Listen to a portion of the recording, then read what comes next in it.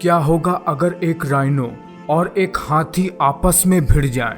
ये दोनों में से कौन जीतेगा? हालांकि हाथी का शरीर बहुत ज्यादा बड़ा होता है, बहुत ज्यादा भारी भी, पर राइनो भी किसी भी लिहाज से एक भीमकाय शरीर की तुलना में कम नहीं है। हालांकि हाथी के सामने वो बहुत ज्यादा छोटा है, पर राइनो की नाक पर ये हॉर्न यानी ये सींग उसकी सबसे बड़ी ताकत बनती है। और जैसा कि आप जानते हैं कि इस दुनिया में हाथियों और राइनो की कई सारी प्रजातियां हैं। कुछ प्रजातियों की संख्या बहुत ज्यादा है, कुछ की थोड़ी कम, और कुछ प्रजातियां अपने बाकी की प्रजातियों की तुलना में बहुत ज्यादा मजबूत हैं। वह बहुत तेजी से दौड़ सकते हैं। उनके शरीर का आकार बाकी प्रजातियों से ज्यादा बड़ा है। इसीलिए अगर हमको यह जानना है कि अगर किसी हाथी और गैंडे में लड़ाई हो गई तो विजेता कौन होगा, तो सबसे पहले हमें उनके विभिन्न प्रजातियों के बारे में जानना होगा। सबसे पहले बात कर लेते हैं गैंडों की। पूरी दुनिया में गैंडे की कुल 3 प्रजातियां पाई जाती हैं, जिसमें से पहला है व्हाइट राइनोसेरोस, सफेद गैंडे। मुख्यतः अफ्रीका में पाए जाते हैं और यह सफेद रंग के होते हैं। व्हाइट राइनो वजन में 2300 किलोग्राम तक के होते हैं और फीमेल राइनो 1700 किलोग्राम तक की होती है। ऊंचाई की बात करें तो ये 1.7 मीटर से 1.8 मीटर तक हो सकते हैं और लंबाई में तो ये 4 मीटर तक लंबे हो सकते हैं। व्हाइट राइनो 50 किलोमीटर प्रति घंटा की रफ्तार से दौड़ सकते हैं और नॉर्मली ये शाकाहारी ही होते हैं और अपने ऊपर हमला किए जाने पर एग्रेशन में भी आ जाते हैं। इनके नाक के ऊपर एक बहुत बड़ी हॉर्न होती है जिसकी सहायता से ये अपनी रक्षा करते हैं। दूसरे नंबर पर आता है ब्लैक राइनोसेरोस, जो कि अफ्रीका में ही पाया जाता है, अधिकांश अफ्रीका के दक्षिणी हिस्सों में। लेकिन ये व्हाइट राइनो के मुकाबले वजन में काफी कम होते हैं। ये वजन में ज्यादा से ज्यादा 1400 से 1500 किलोग्राम तक ही हो सकते हैं। और क्योंकि इनका वजन व्हाइट राइनो के मुकाबले काफी कम होता है, इसलिए उनसे थोड़ा ज्यादा 55 किलोमीटर प्रति घंटा की रफ्तार से ये दौड़ सकते हैं। ऊंचाई की बात करें तो ब्लैक राइनो ऊंचाई में 1.3 से 1.8 मीटर तक हो सकते हैं और इनके नाक के हॉर्न की तस्करी तो पूरे वर्ल्ड में होती है, जिसके कारण से ये जीव अब खतरे की श्रेणी में भी आ गया है।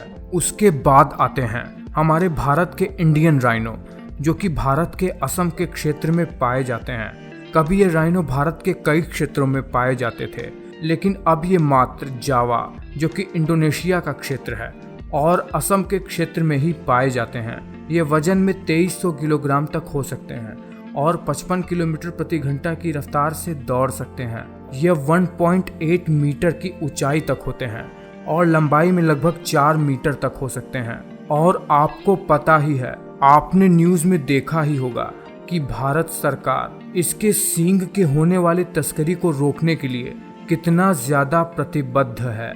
एक समय था जब ये राइनो भारत में मात्र 100 की संख्या में ही थे, लेकिन अब इनकी संख्या भारत में 3600 तक हो चुकी है। भारतीय गैंडा औसतन 45 साल की उम्र तक ही जीता है, वहीं अफ्रीका में रहने वाले गैंडे औसतन 50 साल की उम्र तक आसानी से जी पाते हैं। अब देखते हैं थोड़ा हाथियों के विषय में। हाथियों का शारीरिक स्ट्रक्चर क्या होता है और वह किस प्रकार से गैंडों की तुलना में अपने आप को प्रोटेक्ट कर पाएंगे। वस्तुतः हाथियों को दुनिया में 2 कैटेगरी में ही बांटा गया है, एक अफ्रीकन हाथी और एक एशियन हाथी। हालांकि इन हाथियों में भी उनके सब कैटेगरी होते हैं, पर मुख्यतः हम इन 2 हाथियों के प्रकार को ही जानते हैं। जैसा कि आप जानते हैं, अफ्रीकन हाथियां साइज में बहुत ज्यादा बड़ी होती है। इनका वजन 6 टन तक हो सकता है और इनकी लंबाई की बात करें तो ये 7.5 मीटर तक लंबी होती है।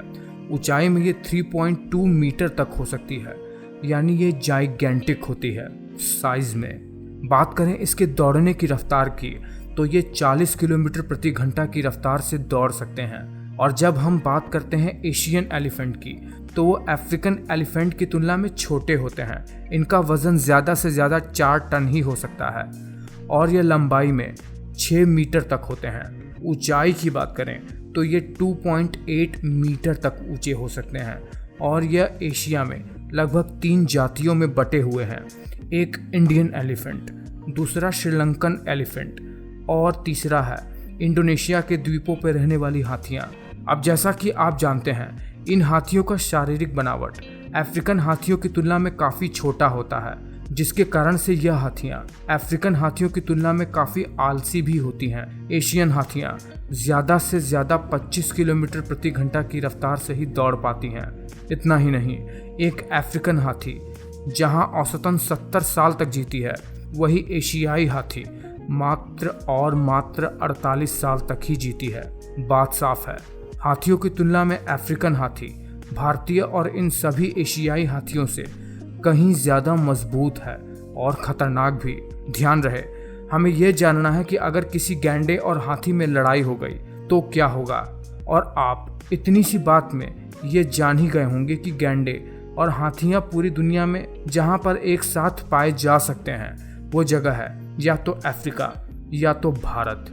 इसके अलावा ये दोनों और कहीं भी नहीं एक साथ पाए जा सकते हैं। जहां हम देखते हैं कि अफ्रीका के रहने वाली हाथियां भारतीय हाथी की तुलना में काफ़ी मजबूत है, वही अफ्रीका के गैंडे भारतीय गैंडों की तुलना में उतने मजबूत नहीं हैं। अब देखिए, जब एक गैंडा और एक हाथी के बीच लड़ाई होगी, फिर वो चाहे अफ्रीका का हो या फिर एशिया का, अगर एक गैंडे ने अपने नाक के ऊपर इस चीज़ का इस्तेमाल सही से कर लिया और एक हाथी के ऊपर सही तरीके से प्रहार करने पर आ जाए, तो वो हाथी के लिए बहुत ज़्यादा खतरनाक हो जाएगा, क्योंकि एक गैंडे का हॉर्न 5 फुट तक लंबा हो सकता है। यह गैंडे के हड्डी के साथ डायरेक्टली तो जुड़ा नहीं रहता है, यह बना होता है कई सारे केराटिन सेल्स के फ्यूज हो जाने की वजह से।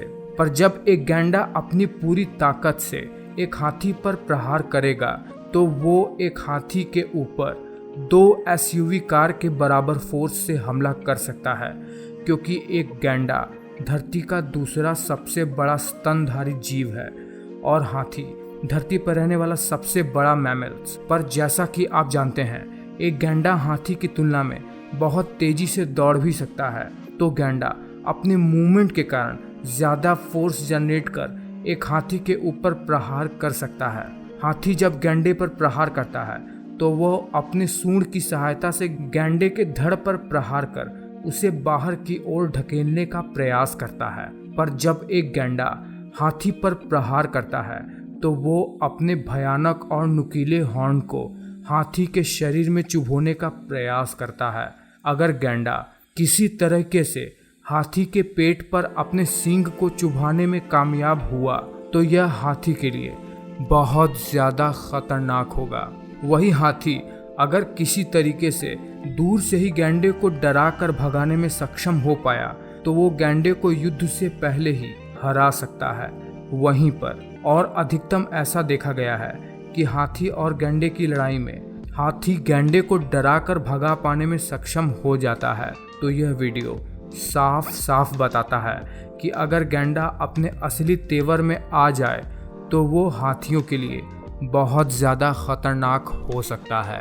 तो ये वीडियो आपको कैसा लगा है? ये वीडियो में दी गई जानकारी आपको कैसी लगी है? मुझे नीचे कमेंट करके बताइए और वीडियो अच्छा लगा है तो एक लाइक कर दीजिए।